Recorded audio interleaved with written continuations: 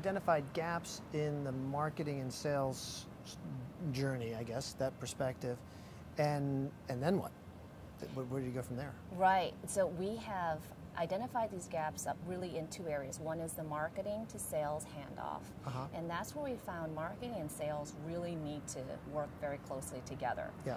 And as proof of doing that, SugarCRM itself has now engaged in a project to have marketing and sales work very closely together. Yeah. And this is where we now have an outbound team, an outbound selling team, that works very closely with marketing to coordinate campaigns, to coordinate the targeting efforts. So all the analysis that I did around, or that my team did around who to target and how to target them, meaning the industries to go after, the number of people in the organization to go after, the titles to go after, and the use cases to speak to them about. All of that information is now used to arm the salespeople to do this outbound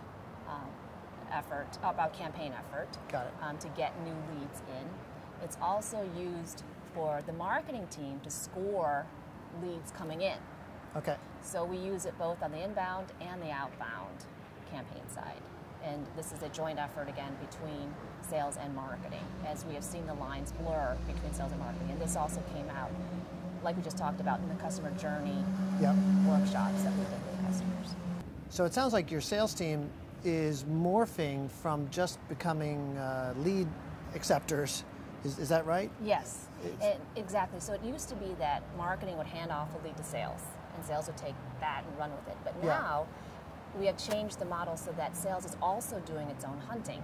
Okay. And that is this new function that we've created within sales, reporting through the sales organization, but working very closely with the marketing team to understand who the targets are, message appropriately to those targets, and then coordinate the different campaigns with marketing. Yep, I can imagine that. You have to be especially aligned. So how are you, from a practical sense now, you know, everybody's busy and you've got these different teams and different leaders for the different teams. Yeah. How are you on a day-to-day basis ensuring that alignment? So we meet on a regular basis. That's the first thing. We have weekly calls where we sync up on who they've been speaking to, how the materials that we've created in terms of content and targeting been effective or not with their outbound efforts. We have very rigorous reporting.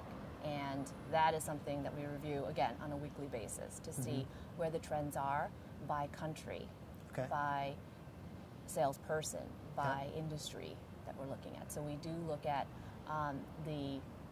what we call warm contacts, or basically the initial leads coming in, whether or not they turn into opportunities. And with the sales team, with these outbound efforts, we look at the calls they make, the number of meetings they actually secure, and what those meetings are in terms of who they're meeting with, what industries they're in, and again, making sure that who they're meeting with is aligning with the overall strategy and our target. Got it. And that's set by marketing, that's set by your team. Yes. And then the content, it sounds like, is developed by your team. Yes. And you're now providing strategy to sales and marketing, which is interesting. Okay. Yes.